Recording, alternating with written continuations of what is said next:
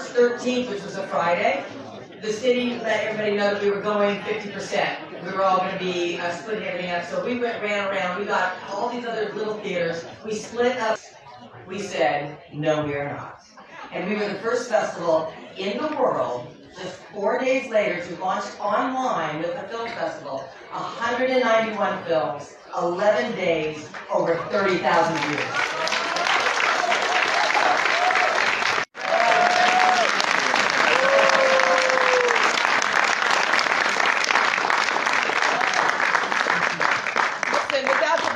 A festival like ours would never exist. And so we want you to know that this is your moment. You earned it. I want you to get in every room. I want you to have fantastic conversations, okay? And I want you to understand how hard it is to make these things. It's godlike what you've done. You've created something that doesn't exist. And it's amazing because it exists here. It's amazing. And you had something? Yes, I do. Please note the sign over here. Don't forget to ask her about the book.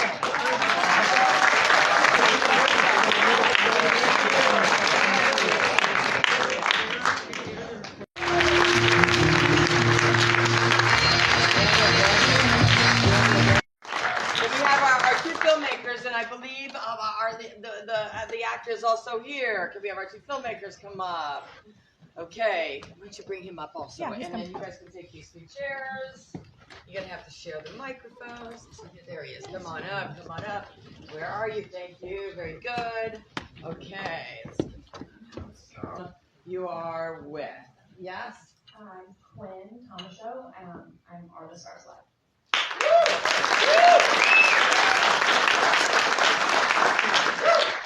I'm Larry Dennis. I made that. Are we on? Or am I not? Yes, you're good. I made Where in the Hell. Yeah. Where in the hell? Okay. And? I'm Joohun Lee. Yes? And I play Alan in Where in the Hell.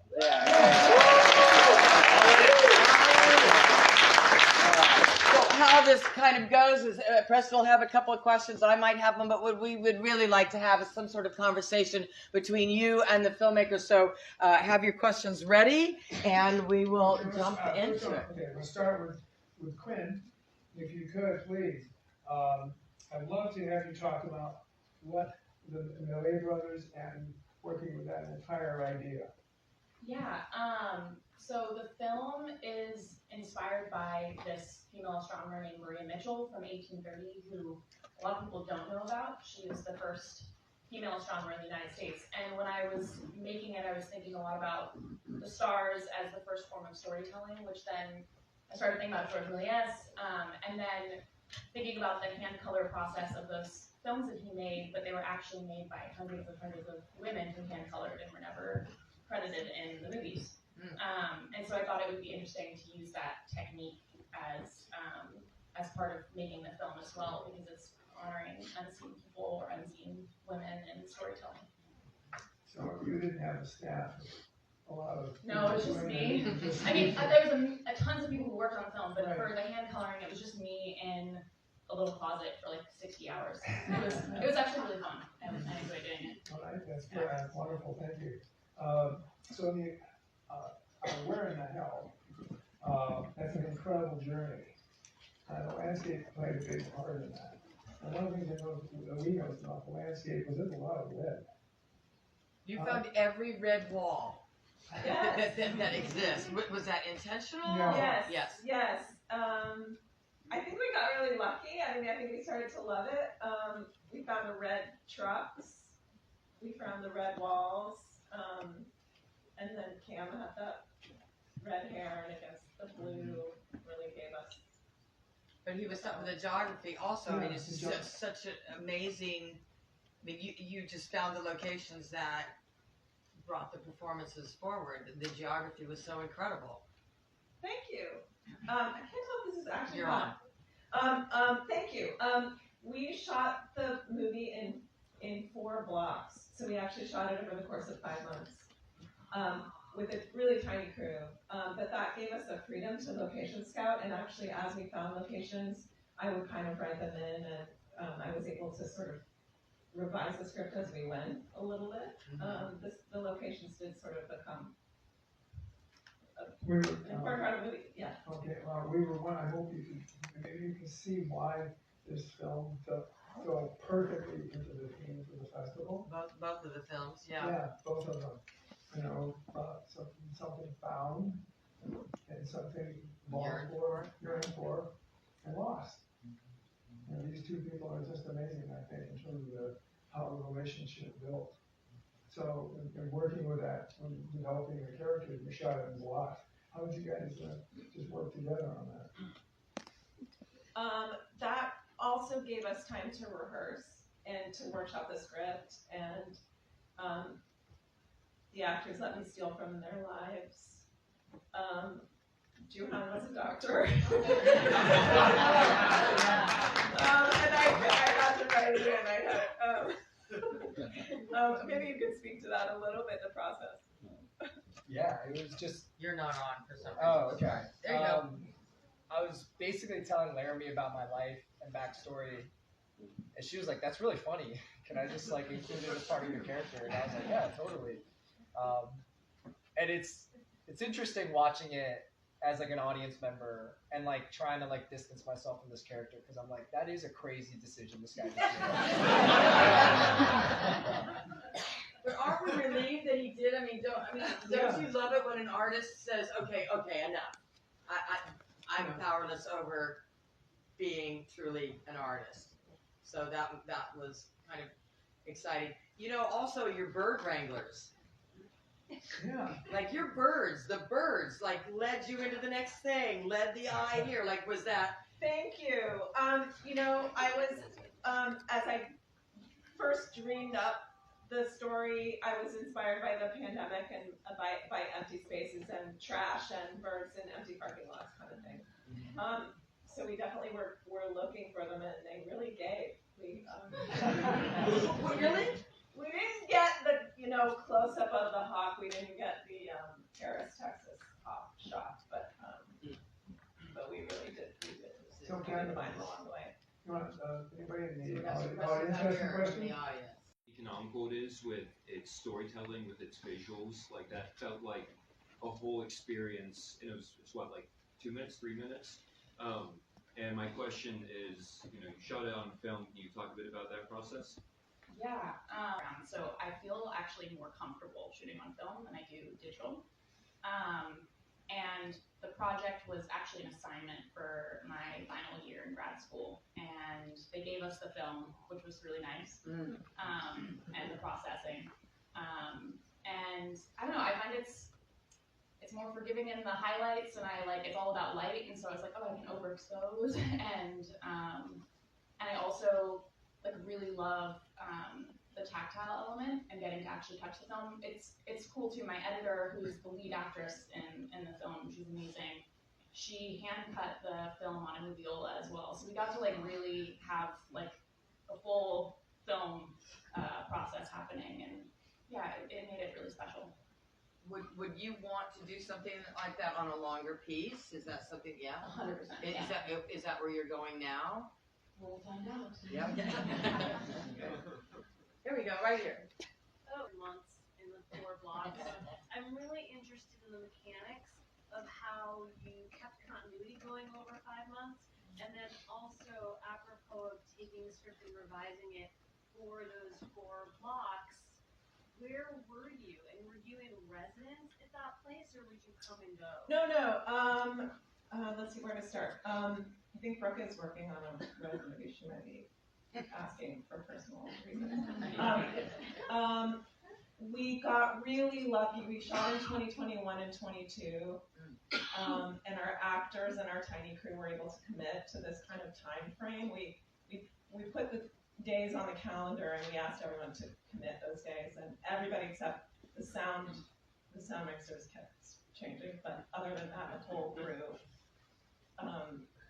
stuck with us. Hair continuity was something I was a little careful about. We had a good stylist, and we took a lot of pictures. But am I answering your questions, or if there were so many parts? I was at home in between, and Ricky and I thought we would start editing. We did a little bit. We didn't actually do as much editing as I expected, but we were doing location scouting and finding the places and casting. Like Ashley, who plays the psychic in training, came along a little later. I don't know if Jennifer Kidwell is here, but there's a performer who gave me really great notes. The Dola scenes got a big rewrite before we shot, and that made a huge difference to that character. I think it gave her the psychic in training that was Jennifer's suggestion. Is that Jeff? Are you the psychic? Jennifer Kidwell is back there. She's a writer performer. Also gave a voice. You have so many films, compare these two together. What was the impulse and plot behind it? Well, so I saw this as the connections made. So there was a connection immediately between the woman who's looking at the stars. So there's a connection there, and then there's a moment of loss where you kind of it's just not there anymore. What is it? Science, life, whatever. And then things yearn for. So that's how I saw this particular piece. Is that you had those three elements in there. I'm going to be the dialogue interpreter for you. So this woman asked about why Preston and his team put this all together. These two films here, we were actually going to ask them if they knew what the connection, could they see the connections? Yeah. But I remember talking about this over and over and over with you about how it just went perfectly with, connections made and then missed and then yearned for. And it was just almost textbook, and I hope that resonated for you as well when you came to know our theme. Absolutely, comedy. I'm not sure what I thought it was going to be. I was exploring despair and empty spaces, and found this relationship. Yeah, and also for that beat. I mean, I'm watching it on a computer screen and whatnot, and both of them move me the same way. Because I love your ending where you have these two people on water, and one's in a canoe they stole, I think, which is beautiful, and he's in Old Town, which I thought was a nice detail. Old Town canoe, and then when she's walking in the water, I just thought, my God, it's just the most beautiful ending I've seen in a film in a long, long time. And I don't know if I can mention it, but it reminded me of Peter Sellers walking on water. And Peter Sellers, which film is that? I'm trying to, anybody see Peter Sellers walking on water? Peter Sellers walking on water. What film is that? Being There. Being There. Who said that? Yeah, t-shirt for you, dude. Way to go. Nicely done. Nicely done. Because his character got to that particular point in his life, and that's where you were here. I mean, that was just pure beautiful. If you were on the screening committee, just raise your hand. I know Angelica's here. I know Nayland is here. A couple of people way. Oh, Mom! Here she is. And Mom's okay that you're not a doctor. She knows, right? She knows. Okay, this is like. She's as good a sport as you can imagine about such a situation. Yeah. That's incredible. That's incredible. I've been traveling a little bit with the movie. It's always really fun to see. Every audience is a little bit different. What makes people laugh, and I think the acting jokes kind of. I love actors and I love to make fun of them. And some of the acting jokes really landed to me. That was fun. How about you, Quinn?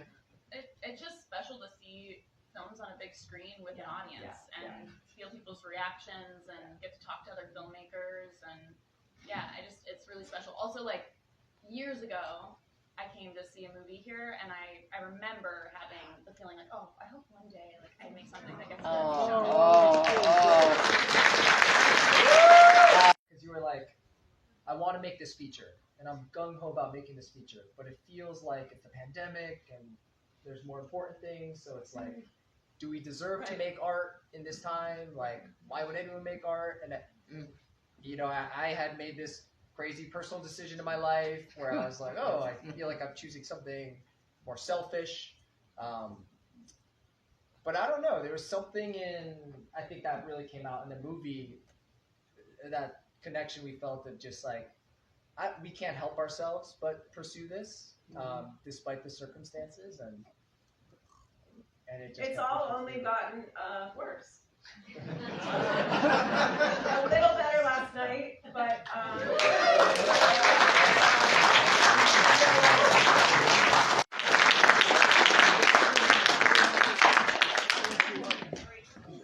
Okay, we have a little bit of housekeeping to do, and then we're going to either go to Saks or Citrico or La Salle, yeah? Filmmakers, educators, dancers, poets, all different kinds of professional people here who have given up so much and for so many days sitting just feet away from me, making sure that we do everything that we said that we were going to do, and look at what happened. You feel good? Yeah, I think you should feel good. All right, let's give them one round of applause. All right, so we have board members up here, and we have all sorts of people. So guys, you know what? It's battle stations out in the lobby, and help everybody get to the right place that they're going. And we thank everybody for being here. And that is that on that.